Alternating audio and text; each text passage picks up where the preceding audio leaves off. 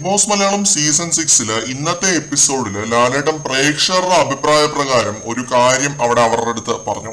അതെനിക്ക് ഭയങ്കരമായി ഇഷ്ടപ്പെട്ടു കേട്ടോ. പവർ ടീം ആണേലും ആരാണേലും ഫേവറിസവും പാർഷ്യാലിറ്റിയും കാണിക്കുന്നത് കണ്ടാൽ നമ്മൾ അതിനെ റിയാക്ട് ചെയ്യുക തന്നെ ചെയ്യും. അത് ലാലേട്ടൻ പവർ ടീമിന് കൃത്യമായി മനസ്സിലാക്കി കൊടുക്കുന്നുണ്ട്.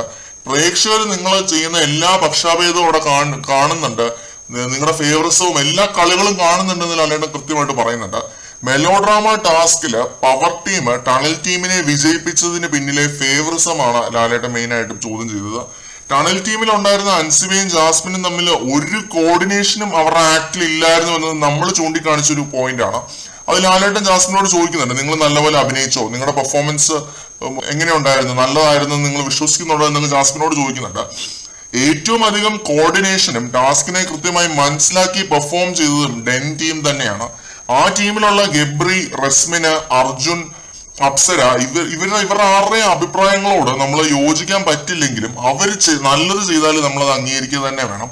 അവിടെയാണ് സിബിൻ ഒരു തീരുമാനം എടുക്കുന്നത്. ഡെൻ ടീമിനെ ഈ ടാസ്ക് വിജയിപ്പിക്കില്ല, അവരെ കളിപ്പിക്കില്ല എന്നൊക്കെ ആദ്യം എടുത്തിട്ടുണ്ട്. വിജയിപ്പിക്കില്ല എന്നൊരു തീരുമാനം സിബിൻ എടുക്കുന്നു.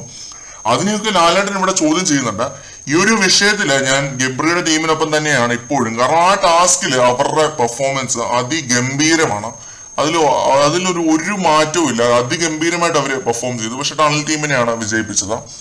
അവര് വീണ്ടും പവർ റൂമിൽ കയറാതിരിക്കാൻ വേണ്ടിയാണ് സിബിൻ അങ്ങനെ ഒരു ഗെയിം കളിച്ചത്. അത് സിബിന്റെ ഗെയിമാണ്, പ്യുവർ ഗെയിമാണ്. അതൊരു വളരെ നല്ല ഗെയിമാണെന്ന് നമുക്ക് വേണേൽ പറയാം, മോശം ഗെയിമാണെന്നും പറയാം.